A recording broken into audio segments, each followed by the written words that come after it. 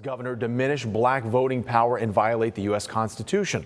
A panel of federal judges are now hearing arguments as the latest legal challenge against Florida's new congressional districts begins. And the decision could prompt a redraw and change the balance of power in the U.S. House. Our Capitol reporter Forrest Saunders has the latest from Tallahassee.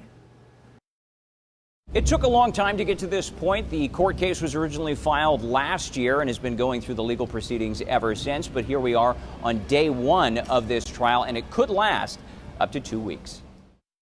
The simmering legal challenge to Florida's new congressional districts now full boil. Today's a good day. Exactly. Rain is good luck.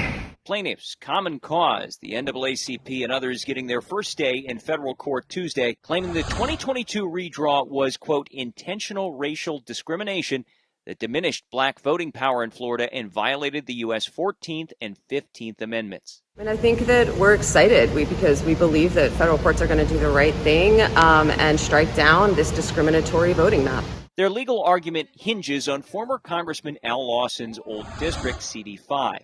Black voters there said to have had a better shot at electing lawmakers of their choosing.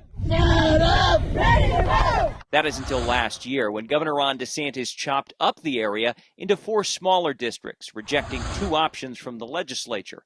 The reliably blue territory then elected 4 white Republicans during the 2022 midterms. But the reality is that the other alternatives that the legislature put forward, which had compact districts, which protected African American voters as well, he said that he was going to veto them. He said it was dead on arrival. Attorneys for the state argue everything was legal, backed by the GOP-controlled legislature eventually, and said the governor was seeking fairness in North Florida.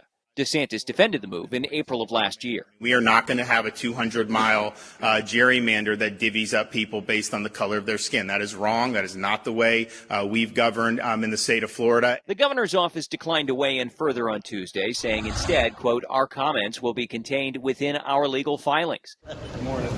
Good morning. Meanwhile, DeSantis' acting chief of staff, Alex Kelly, was on the stand for day one.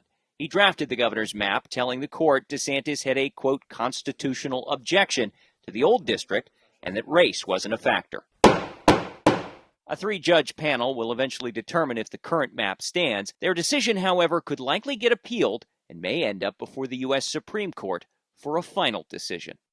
Plaintiffs told the judge they estimated it would take at least until next Wednesday to present their case, and after that, it will be the state's turn to offer a defense. That is the latest out here at the state capitol. I'm Forrest Saunders reporting.